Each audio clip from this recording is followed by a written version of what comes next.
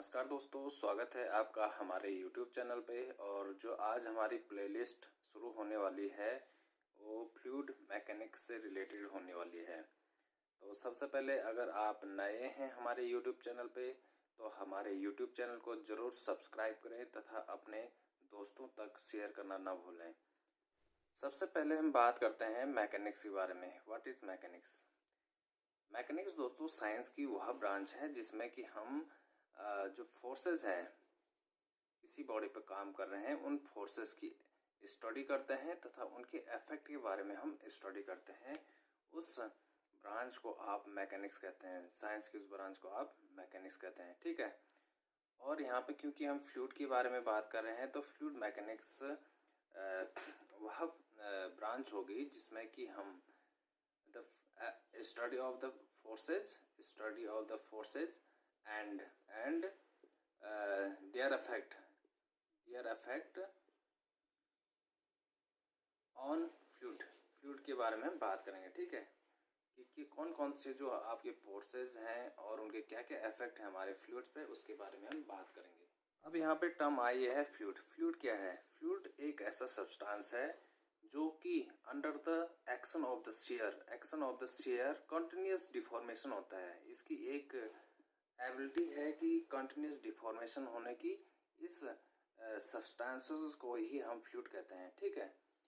जैसे कि आपका वाटर है, वाटर क्या है? फ्लूइड है। क्यों? क्योंकि अगर आपने थोड़ा भी इस पर शेयर दिया तो ये क्या करता है? कंटिन्यूस डिफॉर्मेशन करता है, ठीक। ये कंटिन्यूस डिफॉर्मेशन करता है। जबकि जो आपका सॉलिड होता है इसमें अगर आप फोर्स दे रहे हैं तो ये कंटिन्यूस डिफॉर्मेशन नहीं देता है। तब तक कि डिफॉर्म होगा जब तक कि आपने फोर्स अप्लाई किया है, शेयर फोर्स अप्लाई किया है, तब तक कि आपका डिफॉर्म होगा, ठीक। अब जो फ्लूइड की जो ये प्रॉपर्टी है कंटिन्यूस डिफॉर्मेशंस की, इस प्रॉपर्टी को, कंटिन्यूस डिफॉर्मेशन की जो प्रॉपर्टी है, इस प्रॉपर्टी को हम बोलते हैं फ्लो प्रॉपर्टी, ठीक है, फ्लो प्रॉपर्टी। अब अगली हम बात करते हैं कि जो ये फ्लूइड मैकेनिक्स है, इस फ्लूइड मैकेनिक्स को भी हमने 3 भागों में बांटा है। इस फ्लूइड मैकेनिक्स को हमने 3 भागों में बांटा है जो कि अलग अलग ब्रांच के रूप में है। जैसे कि आपका सबसे पहले बात करेंगे हम फ्लूइड स्टैटिक के बारे में।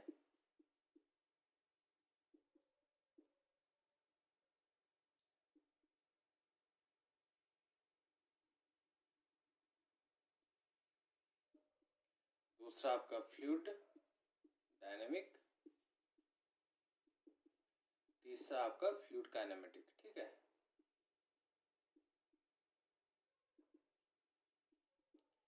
तो फ्लूइड को 3 भागों में बांटा है, fluid static, fluid dynamic and fluid kinematics. अब हमारा जो मेन पर्पज है वो इन तीनों के बारे में है। तीनों ब्रांचों को लेके हम इसमें स्टडी करने वाले हैं। सबसे पहले हम बात करते हैं fluid static. What is fluid static? The fluid mechanics की आपकी फ्लूइड स्टैटिक जो ब्रांच है, इस ब्रांच में हम क्या करते हैं कि फ्लूइड की रेस्ट स्टेट में किस प्रकार के फोर्सेज उस पर काम कर रहे हैं, study of the forces, study of the their effect को हम बात करते हैं आपकी फ्लूइड स्टैटिक में। तो हम कह सकते हैं कि study of the fluid at the rest state is called the fluid static, ठीक है। जैसे कि आपका डैम हो गया है, रिजर्वायर हो गया, ठीक है, और आपका जैसे पॉन्ड हो गया है। तो ये सब आपकी रेस्ट कंडीशन है। तो रेस्ट कंडीशन में फ्लूइड के जो स्टडी की जाती है उसको बोलते हैं फ्लूइड स्टैटिक, ठीक। दूसरा आता है आपका फ्लूइड काइनेमेटिक। ठीक। अब फ्लूइड काइनेमेटिक में क्या होता है कि इस ब्रांच में हम study of the fluid at motion, जब आपका फ्लूइड मोशंस में है, ठीक है, गति कर रहा है, उस समय आपकी फ्लूइड की स्टडी ही आपकी फ्लूइड काइनेमेटिक कहलाती है, ठीक। अब इस फ्लूइड काइनेमेटिक में क्या होता है कि जो जिस कारण से हमारे फ्लूइड मोशंस में है उन फोर्सेस को हम कंसीडर नहीं करते हैं। विथआउट द फोर्सेज, है ना, कि आपका फ्लूइड बह रहा है तो उसके बारे में हम स्टडी करेंगे, ये नहीं देखेंगे कि किस फोर्स को लगने के कारण आपका फोर्स आपका फ्लूइड मोशंस में है। जैसे कि आपका इसमें हम बात करेंगे, आपकी डिस्चार्ज हो गया है ना, डिस्चार्ज हो गया या वेलोसिटी हो गया है, और आपके एक्सेलरेशन हो गया, एक्सेलरेशन, ठीक। तो इनके बारे में हम फ्लूइड की जिस ब्रांच में स्टडी करते हैं उसको फ्लूइड काइनेमेटिक्स कहते हैं। तीसरी ब्रांच है हमारे पास, वो है आपका फ्लूइड डायनामिक। अब जो फ्लूइड डायनामिक है तीसरा, इसमें क्या करते हैं हम कि इसमें भी हम फ्लूइड की मोशंस में स्टडी करते हैं, है ना।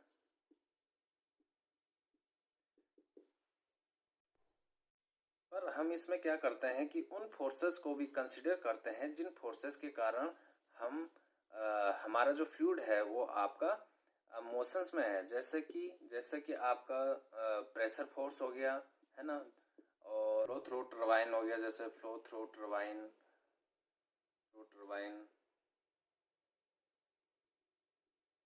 ठीक है, और फ्लो थ्रू पंप हो गया, फ्लो थ्रू पंप हो गया, है ना। तो ये सब जिन फोर्सेस को भी हम जब कंसिडर कर रहे हैं तो उस ब्रांच को, फ्लूइड मैकेनिक्स की उस ब्रांच को हम क्या कहते हैं, फ्लूइड डायनेमिक कहते हैं। अब जो हमारा फ्लूइड है, ये फ्लूइड भी हमारे दो प्रकार के हैं। फ्लूइड में हमारे दो प्रकार से होते हैं, पहला आता है लिक्विड और दूसरे आते हैं हमारे पास गैसेस। क्योंकि दोनों में आपकी बहने की प्रवृत्ति है, तो इस कारण से जो आपकी फ्लूइड है ये आपके दोनों आते हैं, ठीक। तो क्योंकि हमारा जो पर्पज है यहाँ पे लिक्विड से रिलेटेड है, तो हम जनरली बात यहाँ पे लिक्विड से करेंगे, ठीक है। अगला टॉपिक है हमारे पास fluid as continuum, fluid as continuum. अब क्या होता है कि फ्लूइड को स्टडी करना बहुत एक टाइम कंज्यूमिंग प्रोसेस है और बहुत ही डिफ़िकल्ट प्रोसेस है।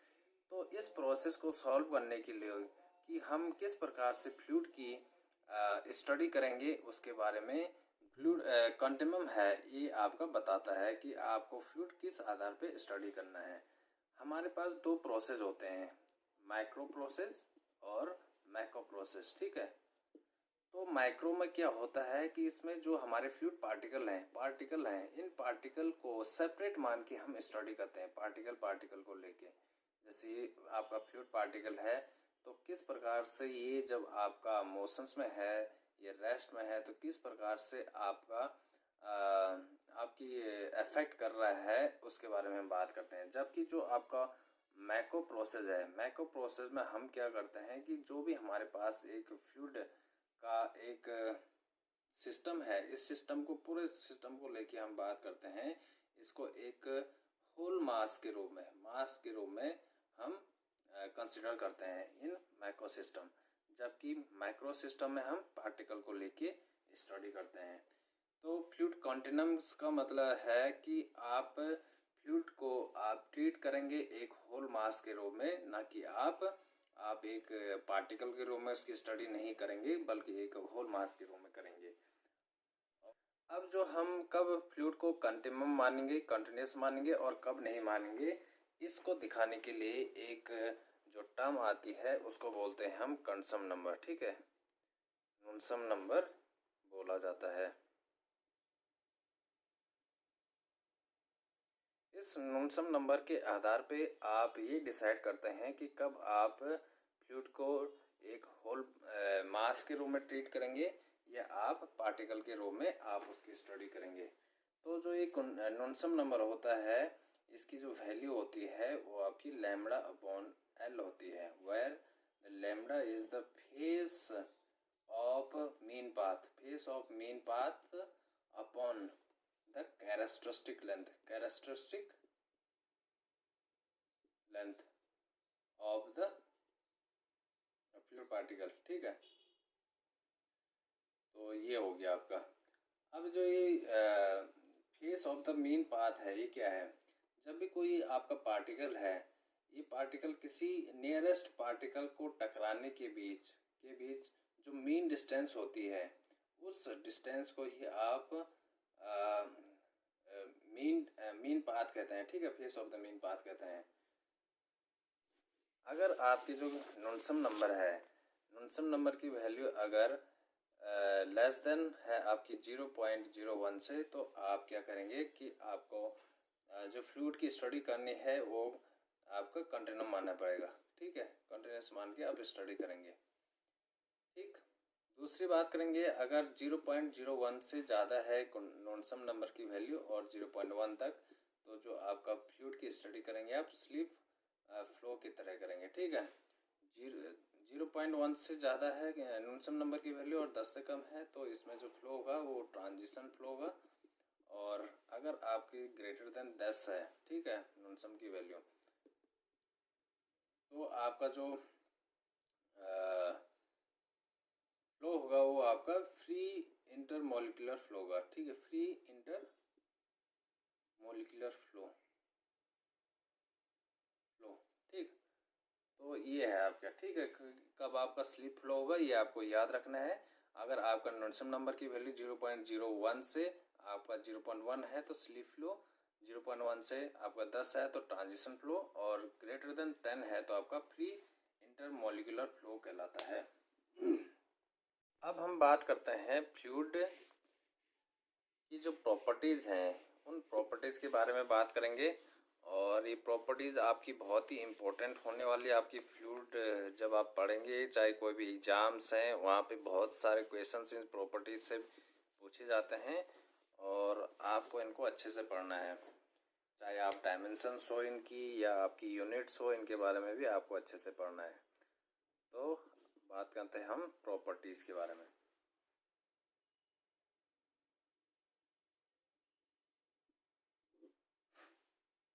पहले हम बात करते हैं डेंसिटी के बारे में। डेंसिटी, इसको रो से दिखाया जाता है, ठीक है, दर्शाया जाता है। तो जो डेंसिटी होता है उसका जो फॉर्मूला है मास अपॉन वॉल्यूम, और मास की जो यूनिट होती है किलोग्राम और वॉल्यूम की क्यूबिक मीटर। तो इसकी यूनिट होगी किलोग्राम पर क्यूबिक मीटर। डायमेंशन की बात करेंगे तो किलोग्राम को हम किस में करते हैं, एम, और की मीटर एल की पावर 3, तो m1 एल की पावर -3। ठीक, अब जो हम लेते हैं स्टैंडर्ड डेंसिटी की बात करेंगे तो हम वाटर को स्टैंडर्ड डेंसिटी की रो में लेते हैं, जिसकी डेंसिटी लेते हैं हम 1000 kg पर क्यूबिक मीटर। अब ये 1000 आपकी एट 4 डिग्री सेंटीग्रेड पे होती है। ठीक, इससे कम करेंगे तो आपकी जो डेंसिटी है वो आपकी कम हो जाएगी, तथा इससे ज़्यादा करेंगे तो तब भी आपकी कम हो जाएगी। एट 4 डिग्री टेम्परेचर पे जो आपकी डेंसिटी होती है वो आपकी मैक्सिमम होती है, आपको याद रखना है। इसके साथ ही जो आपकी एयर है, इस एयर की डेंसिटी होती है 1.21 kg पर क्यूबिक मीटर। ये भी आपको याद रखना है, एयर की डेंसिटी कितनी होती है। अब ये जो इसके लिए स्टैंडर्ड टेम्परेचर होता है ये होती है एट 20 डिग्री सेंटीग्रेड पे, ये भी याद रखना है आपको। अब इससे आप देख सकते हैं कि जो आपका लिक्विड है, जो लिक्विड है आपका, उसकी डेंसिटी आपकी गैसेस से ज़्यादा होती है। ठीक है, यहाँ पे आपकी 1000 लिया हमने और जो एयर की है 1, तो यहाँ से आप देख सकते हैं कि आपकी गैसेस से ज़्यादा है। बात करते हैं हम आपकी वेट डेंसिटी के बारे में। दूसरा है वेट डेंसिटी, इसको स्मॉल w से दिखाते हैं। तो वेट डेंसिटी क्या होता है कि आपका वेट अपॉन वॉल्यूम का जो रेशियो होता है उसको वेट डेंसिटी की रो में दर्शाया जाता है। जो वेट की जो यूनिट है आपको पता है न्यूटन है, और जो वॉल्यूम की है आपकी क्यूबिक मीटर। तो इसकी जो यूनिट हो जाती है न्यूटन पर क्यूबिक मीटर। डायमेंशन की बात करेंगे तो न्यूटन की जो डायमेंशन होती है ml/t-2 और 3, तो ये l की पावर 3। ठीक, तो ऊपर आ जाएगा तो ml 2 एंड t-2, ये आपकी वेट डेंसिटी का फॉर्मूला हो गया। हमने कुछ चीज़ें याद रखनी है। सबसे पहले हमारा जो वेट होता है वो मास इंटू जी होता है। ये आपकी एब्सोल्यूट टर्म होती है जो कि चेंज होती है। जी के चेंज होने के साथ साथ ही जो आपका वेट है ये भी चेंज होता है। लेकिन हम स्टैंडर्ड मानते हैं आपकी जी की वैल्यू 9.81 और इसको लेके जब हम वेट की वैल्यू निकालते हैं वाटर की तो आपकी क्या हो जाएगी 1000 इंटू 9.81, तो ये हो जाएगा आपका 9810। ठीक, ये आपकी क्या हो जाएगी वाटर की वेट डेंसिटी हो जाएगी आपका न्यूटन पर क्यूब मीटर। ऐसे ही आप एयर की बात करेंगे तो एयर में क्या हो जाएगा 1.21 इंटू 9.81, तो ये हो जाएगा तो जितना भी आएगा ये आपका एयर की वेट डेंसिटी हो जाएगी। ठीक, वेट डेंसिटी को हम जो है अदर टर्म के रूप में भी लिख सकते हैं, वेट डेंसिटी बराबर W/V, तो इसको लिख mg/v, तो ये हो जाएगा आपको और सॉल्व करेंगे m/v इक्वल टू रो, तो रो इंटू जी, तो जो वेट डेंसिटी है उसको रो इंटू जी भी लिख सकते हैं। इस वेट डेंसिटी को अदर टर्म भी के रूप में भी जाना जाता है, जैसे कि स्पेसिफिक वेट और द यूनिट वेट के रूप में भी आप इसको जानते हैं। ठीक है, स्पेसिफिक वेट और यूनिट वेट या वेट डेंसिटी, ये तीनों का फॉर्मूला, इनको तीनों को एक ही रूप में जाना जाता है। ठीक है, उसके बाद हम बात करते हैं आपका स्पेसिफिक वॉल्यूम के बारे में। तो स्पेसिफिक वॉल्यूम बराबर होता है 1/रो। रो क्या होता है आपका डेंसिटी होती है, तो डेंसिटी का रेसिप्रोकल ही आपका स्पेसिफिक वॉल्यूम कहलाता है। तो रो बराबर होता है m/v, तो ये हो जाएगा v/m। एक यूनिट मास का कितना वॉल्यूम है इसके बारे में जो जानकारी देती है वो आपका स्पेसिफिक वॉल्यूम देता है। तो इसकी जो डायमेंशन हो जाएगी क्यूबिक मीटर पर केजी। ठीक, इसकी डायमेंशन आपको नोट कर लेनी है। अगली बात करेंगे हम तो आपका कंप्रेसिबिलिटी के बारे में हम बात करेंगे। कंप्रेसिबिलिटी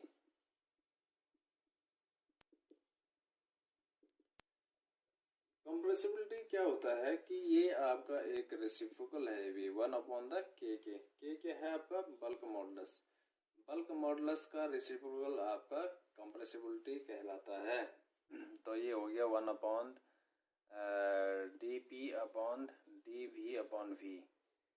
क्यों, बल्क मॉडुलस के बराबर क्या होता है P/प्रेशर/द वॉल्यूमेट्रिक स्ट्रेन। ठीक है, तो EV बराबर dV/V, EV बराबर क्या हो गया dV/V। ठीक है, तो ये आपका क्या कहलाएगा कंप्रेसिबिलिटी कहलाएगा। तो कंप्रेसिबिलिटी की जो डायमेंशन होगी V बराबर होता है पास्कल इनवर्स। ठीक, ये आपकी कंप्रेसिबिलिटी की यूनिट हो जाएगी।